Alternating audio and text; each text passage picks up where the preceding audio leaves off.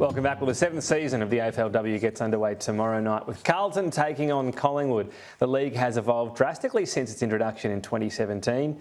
More changes this year. All 18 AFL clubs will now take part in the league for the first time. Essendon, Hawthorn, Port Adelaide and Sydney coming in.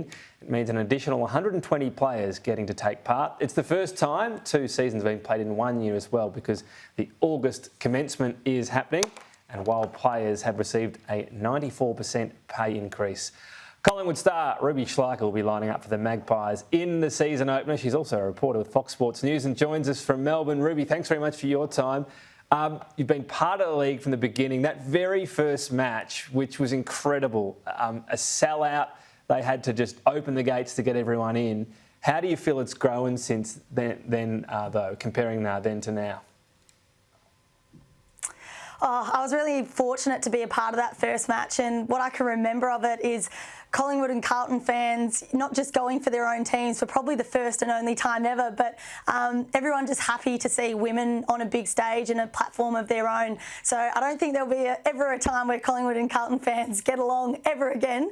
But yeah, just the competitiveness and the pace of the game has lifted so much since that first year. It's such a joy to play, and I think the development of skills that we've seen along the way, it's chalk and cheese. That first year, it was the inception. We weren't given a lot of time to prepare. We were sort of thrown in the deep end, and you could probably see that in the football that we were playing. But now, we're fast. We're treated like athletes. We train like professional athletes, and you really see that with the product that we put out on the field.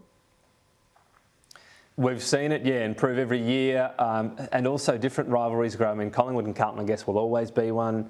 Brisbane Lions and Adelaide is certainly a rivalry with grand finals they've played off in. And the goal as well, professionalism by 2026. So this is totally professional. Your job at that stage would be an AFL footballer, and that's it. How achievable is that looking, do you think? Very achievable.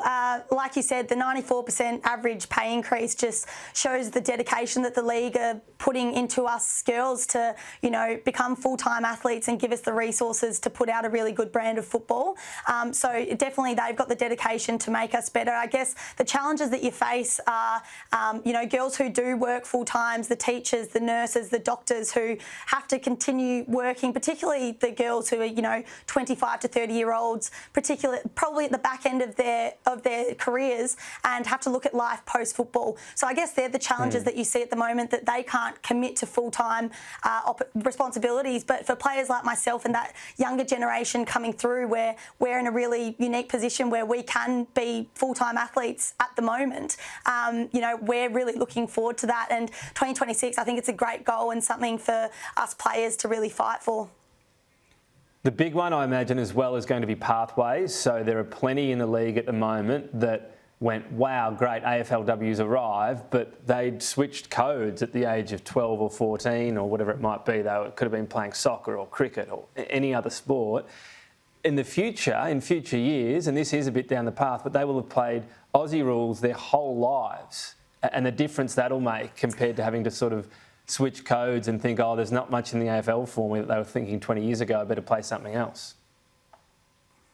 Yeah, well, it's actually not that far away. I was speaking to one of our young draftees not too long ago who has only played football her whole life. So like us cross-coders, myself, I was a basketballer who had to give away football like so many others at the age of 11 or 12. This young gun in my team goes, I said to her, what sport did you come from? And she goes, oh no, I'm footy the whole time. And which was so cool to think of, that that is a pathway for women now. So I think we'll be seeing that, and you'll see it in the football at AFLW level now. You'll be able to pick them from a mile away because they've gotten the same treatment that the men have gotten all the way through juniors. So the standard's only going to go up, and with expansion opens so many more spots for AFLW players. That's interesting, isn't it? So 11 is usually the age that girls are given away previously. So that age you're talking about, where they'll have footy in their whole life system, is not far away. So Carlton Collingwood, when it comes to the on-field stuff, we spoke about that very memorable match when the whole competition started. What are we expecting tomorrow night? Hopefully very similar to how the boys ended, hopefully with the same result.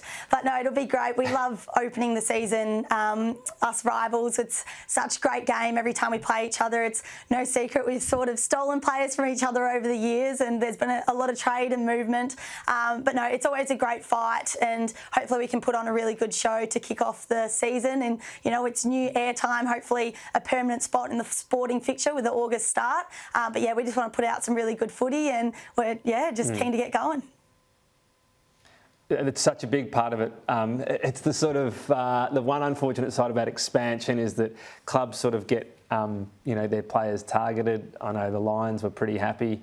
I've been keeping a close eye on them. They didn't get too pilfered, and they're favourite for the flag this year. We'll see what happens. Of course, it's been really even competition and hard one to predict. What else should fans look out for this year, Ruby?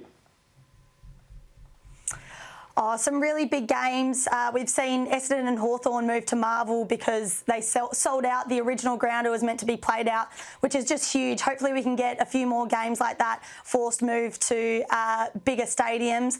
They've almost like a footy festival on around the grand final parade. I know we're going to be playing at the AIA Centre.